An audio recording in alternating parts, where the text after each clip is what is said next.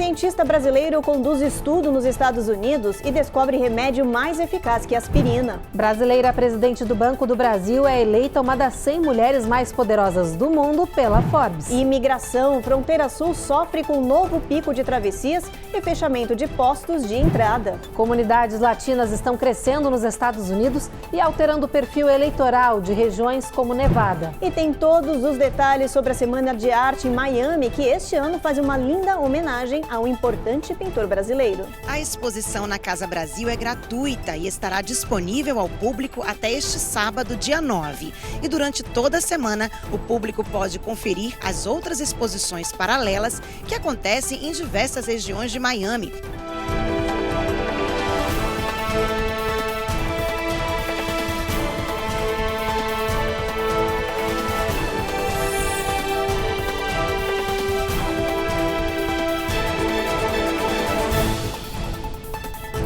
Olá, muito boa noite.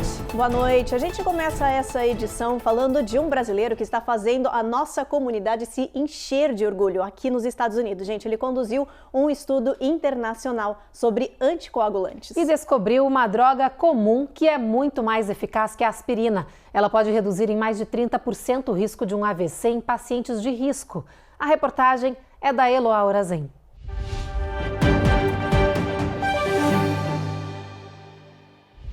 Ao longo de 8 anos, foram monitorados mais de 4.000 pacientes em 16 países.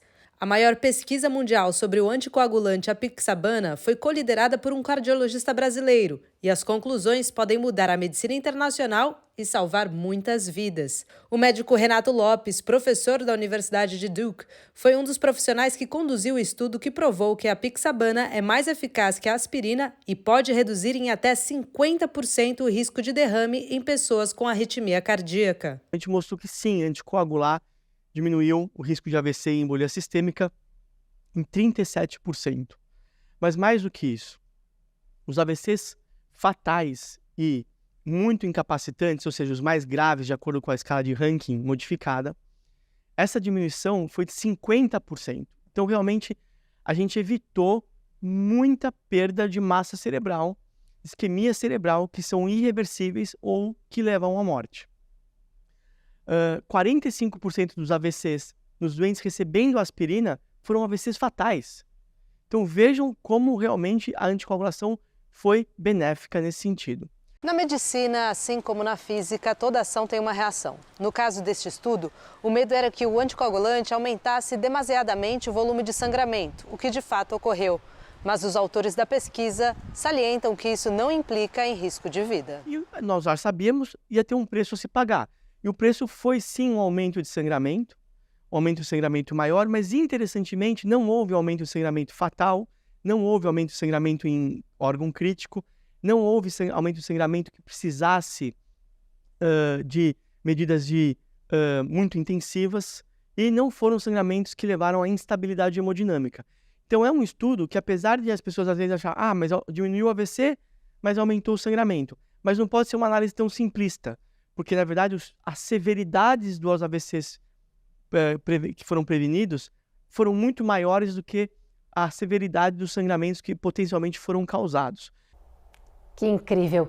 Gente, saiu a lista das 100 mulheres mais poderosas do mundo pela revista Forbes. E uma brasileira está nesse grupo aí, nesse seleto ranking que tem nomes como a vice-presidente americana Kamala Harris. É a presidente do Banco do Brasil, Tarciana Medeiros. Ela ocupa a posição de número 24 na lista das mais poderosas. A paraibana é a primeira mulher a presidir o Banco do Brasil em 2 séculos de história da instituição. Em primeiro lugar na lista da Forbes está a presidente da Comissão Europeia, Ursula von der Leyen. Em segundo está a presidente do Banco Central Europeu, Christine Lagarde, e em terceiro, a vice-presidente americana, Kamala Harris.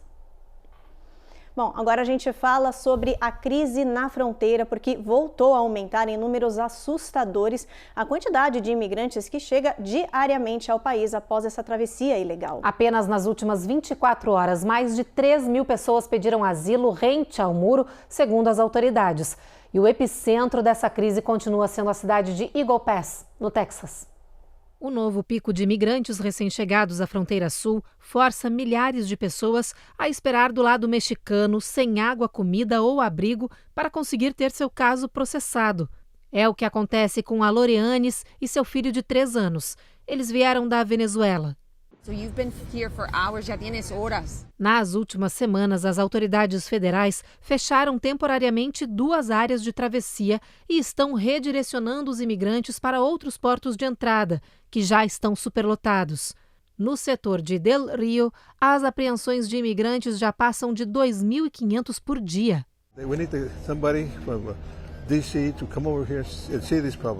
O xerife Tom Schmerber, do condado de Maverick, no Texas, diz que o novo pico de influxo de imigrantes coloca mais tensão em sua força de trabalho, que já é limitada. Seus homens têm respondido por resgates em terra e em água, como no Rio Grande.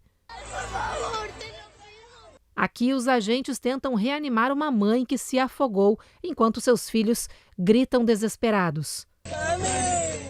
Cenas como essa estão acontecendo cada vez com mais frequência, tornando o condado de Maverick a área mais mortal para os imigrantes nesta região da fronteira, que tem ao todo 10 condados. Have you seen these many drownings in a very short period of time before? No, not like this, and especially not at this time of the year. A legista Corinne Stern diz que só na última semana, 6 crianças imigrantes com idades entre 0 e 15 anos se afogaram sozinhas e morreram nessa região. It's horrible. We shouldn't be burying our children. O xerife diz que queria uma conversa franca com Joe Biden. O mesmo quer este outro policial do Arizona, que diz que o presidente precisa vir à fronteira para ver de perto o caos que vive a região. Why won't the president meet with us so we can address community concerns? Autoridades mexicanas criticam o fechamento de postos de entrada aqui nos Estados Unidos e dizem que essa paralisação de 2 checkpoints neste momento já causa diminuições nas relações comerciais, turísticas e sociais entre os 2 países. O governo do México pede a Joe Biden que reabra os postos de entrada para evitar uma superlotação de cidades inteiras e problemas até mesmo na cadeia de suprimentos por causa da demora para a liberação da passagem de veículos. O governo federal alega que os fechamentos são temporários e não deu previsão de reabertura. Agora a gente vai para um rápido intervalo e na volta tem reportagem sobre o aumento da força latina em Las Vegas, que pode mudar a cara da política no estado de Nevada. E tem as últimas informações sobre o tiroteio que aconteceu ontem em uma universidade do estado de Nevada. O autor do crime foi um ex-professor.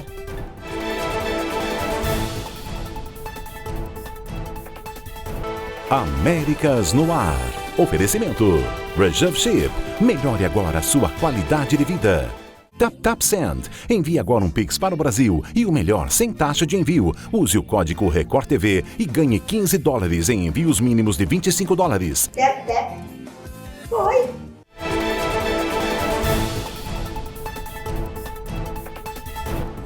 Faltando um ano para as eleições presidenciais dos Estados Unidos, os candidatos estão aprendendo a olhar de forma diferente para nós, os latinos. Pois é, que os imigrantes estão se multiplicando e alterando o perfil eleitoral de vários estados aqui do país. E isso, claro, pode afetar a corrida presidencial. Nas últimas 4 eleições presidenciais, Nevada ficou do lado dos democratas. Mas agora, com um alto número de latinos insatisfeitos, fica difícil dizer que lado a região vai pender. Hoje, os eleitores imigrantes representam 30% do estado e podem influenciar o resultado das urnas de uma forma imprevisível.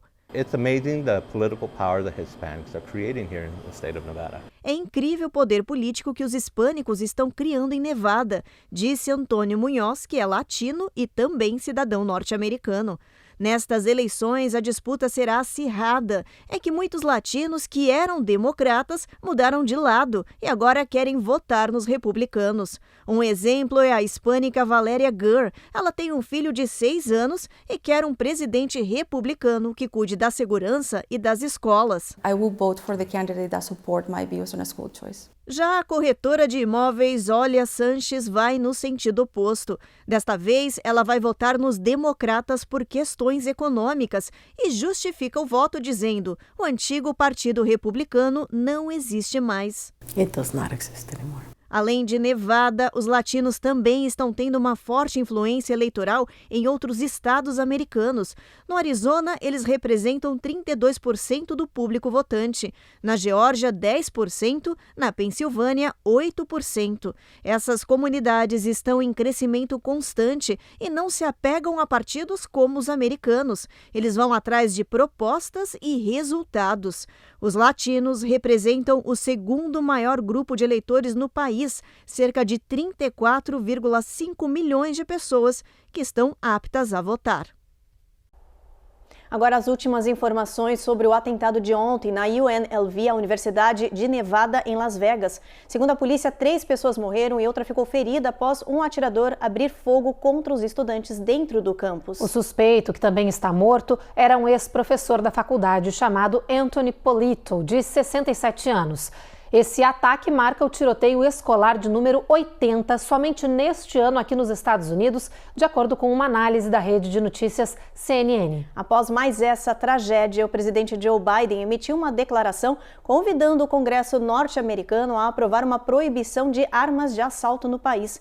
O presidente também pediu uma nova revisão das leis armamentistas. O caso segue sendo investigado e a polícia disse que ainda não há informações sobre o que pode ter motivado esse ataque. Se sabe que esse professor não estava atualmente lecionando e que pediu por uma nova contratação, mas não foi aceito. Na universidade, estudantes e professores estão preparando uma vigília em memória às vítimas.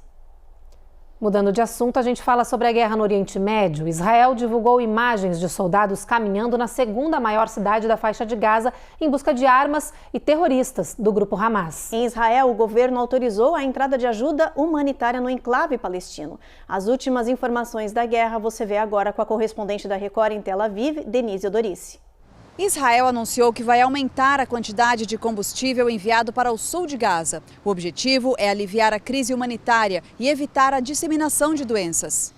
O primeiro-ministro Benjamin Netanyahu acrescentou que o fornecimento vai ser determinado pela situação humanitária no território. As Forças Armadas de Israel procuram os integrantes do Hamas que estão escondidos em meio à população. A passagem de Rafah, que dá acesso ao Egito, será aberta novamente para a saída de estrangeiros e a entrada de ajuda humanitária. No Rio de Janeiro, uma aeronave da FAB aguarda autorização para decolar. O avião vai levar cerca de 100 pessoas que estão próximas à fronteira com o Egito, aguardando liberação para deixar o território palestino.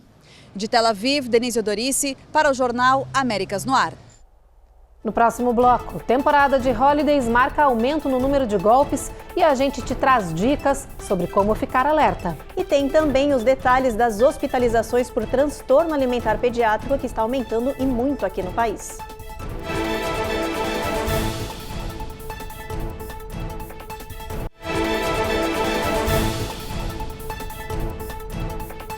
Final de ano significa estresse por vários motivos. Lojas lotadas, excesso de pessoas, promoções e, claro, golpes. Por isso, para evitar cair nessas fraudes típicas que têm aumentado no final do ano através de mensagens, e-mails ou até promoções, a Carla Marinho traz algumas dicas para a gente. As palavras de ordem no final do ano são paciência e desconfiança. Apesar do clima natalino, das decorações e enfeites, nem tudo que reluz é ouro. Portanto, se você for fazer compras online ou de forma presencial, mantenha os olhos e o bolso atento. Os maiores golpes acontecem justamente nesta época do ano e na internet. Os especialistas dão algumas dicas para reconhecer os golpistas. Enviam mensagens com nomes de empresas conhecidas ou dos Correios. Sempre dizem que há um problema ou há um prêmio e disponibilizam um link de internet. Pressionam com prazos falsos de vencimento ou processos. Indicam uma única forma específica de pagamento e, em muitos casos, imitam sites do governo ou plano de saúde, também com um link de internet. Nos últimos anos, o Centro de Denúncias de Crimes na Internet recebeu um total de 3,26 milhões de reclamações de golpes, um prejuízo de 27,6 bilhões de dólares. Só no ano passado, quase 12 mil pessoas relataram que foram vítimas de fraudes. Entre os golpes mais comuns estão mensagens de texto da UPS informando a chegada de uma encomenda e de vale presente ou vale desconto, Todos chegam por mensagem de celular ou e-mail, mas são links falsos para roubos de dados. O Rodrigo conta que escapou por pouco de um problema como este. Eu só guardei todas as provas, todas as mensagens, para poder comprovar para o banco que era um golpe.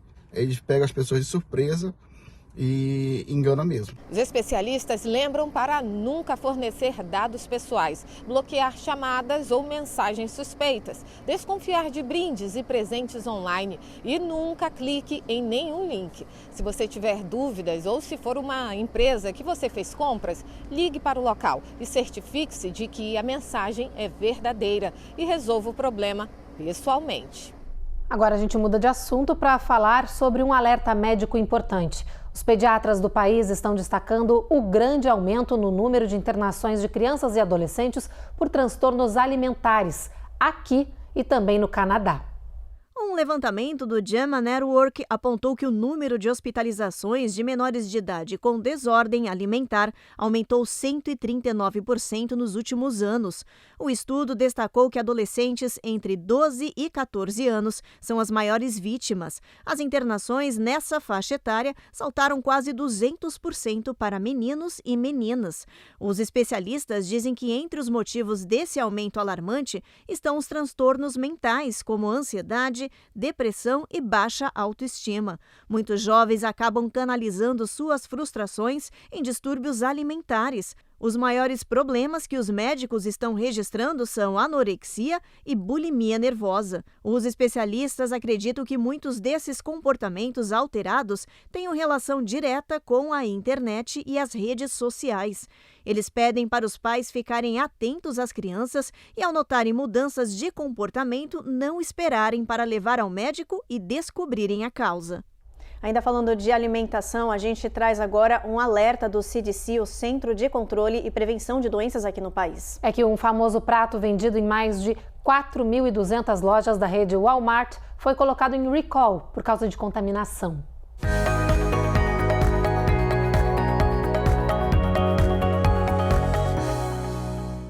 As autoridades alertaram que a refeição pronta deu positivo para a bactéria Listeria. O prato recolhido é o arroz frito com frango, que tem prazo de validade até novembro do ano que vem. A bactéria Listeria pode provocar infecção intestinal com inúmeros efeitos, como dor de cabeça, diarreia, dor estomacal e vômitos. Pode ser mais perigoso ainda para pessoas vulneráveis, como idosos, grávidas e crianças. As autoridades alertam para os consumidores jogarem esse produto fora ou então devolverem na Walmart para reembolso. Nos Estados Unidos, a Listeria infecta cerca de 1.600 pessoas e mata em torno de 260 por ano. Mais informações sobre esse produto você pode ver no site da rede Walmart. Depois do intervalo, especialistas alertam para a importância de preparar os carros para a chegada do inverno. E tem todos os detalhes sobre a Miami Art Week, que neste ano fez uma linda homenagem ao importante pintor brasileiro.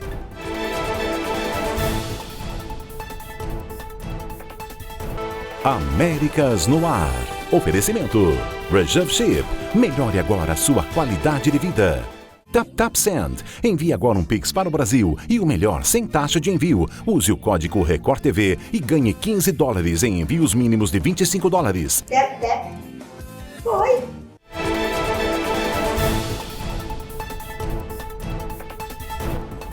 O inverno começa oficialmente daqui 2 semanas e já está na hora de encerrar os preparativos para a temporada fria do ano, sobretudo para quem vive mais ao norte. As autoridades lembram que todos os carros devem ser checados e revisados antes da chegada da neve, por isso aqui vão algumas dicas importantes. As temperaturas já estão caindo e os carros normalmente se tornam ainda mais necessários nessa época do ano. Quem entende do assunto alerta para a importância de preparar os veículos para o inverno. Este especialista diz que o gelo e a neve na pista são perigosos e causam graves acidentes. Por isso é tão importante fazer um check-up de cada veículo sempre antes da chegada da temporada de neve. Entre as principais dicas estão ter a sua bateria e limpadores verificados para garantir que estão funcionando corretamente. E, claro, verifique os seus pneus antes de a neve e o gelo chegarem. É que mesmo os melhores pneus de inverno não funcionam bem se estiverem desgastados. E olha, na Califórnia, as autoridades também estão pedindo para a população encerrar os últimos preparativos aí para a temporada de neve. Isso inclui desde os preparos em casa, nos jardins, a reserva de água e comida e os cuidados com a mobilidade, como deixar os carros prontos para a temporada. Na região de Sierra Nevada, o Departamento de Reparo de Estradas está deixando tudo pronto para a temporada, a fim de minimizar as dificuldades de deslocamento das pessoas durante as nevascas intensas. As equipes já concluíram metade dos trabalhos de repavimentação da I-80. O governo acredita que esse investimento vai ter um grande impacto no deslocamento diário da população local. Há também preparos sendo feitos para o pós-tempestade, para otimizar a limpeza da neve acumulada nas ruas e também nas estradas, para viabilizar uma liberação mais rápida das vias. Vamos dar uma olhadinha no nosso mapa, ver como é que vai estar o clima amanhã em parte do país, ver essa previsão de neve aí está chegando. Olha, Boston a gente tem tempo encoberto, mínima de 31, friozinho. Nova York tempo encoberto também, a máxima não passa de 48. Norfolk, máxima não passa de 50, mínima de 40. Na Flórida a gente tem sol brilhando em toda a Flórida, mas a temperatura máxima não passa de 78, a mínima é 57. New Orleans a gente tem sol entre nuvens com chuva e Houston também, Evelyn. Também, gente, vai chover por lá com mínima chegando a 68. Em San Antônio a mínima é ainda menor, 60. Em El Paso, 41, apesar da previsão de sol ao longo de todo o dia. Já em Albuquerque, no Novo México, previsão de tempo encoberto. Em Phoenix, o sol volta a brilhar bastante, com uma boa diferença entre a mínima e a máxima. Em Las Vegas, a previsão é de tempo encoberto, com o sol dando as caras um pouco ao longo do dia, assim como em São Francisco, nas duas regiões. As máximas e mínimas ficam parecidas, mínima em torno dos 40 e máxima batendo ali os 60 graus nessas áreas.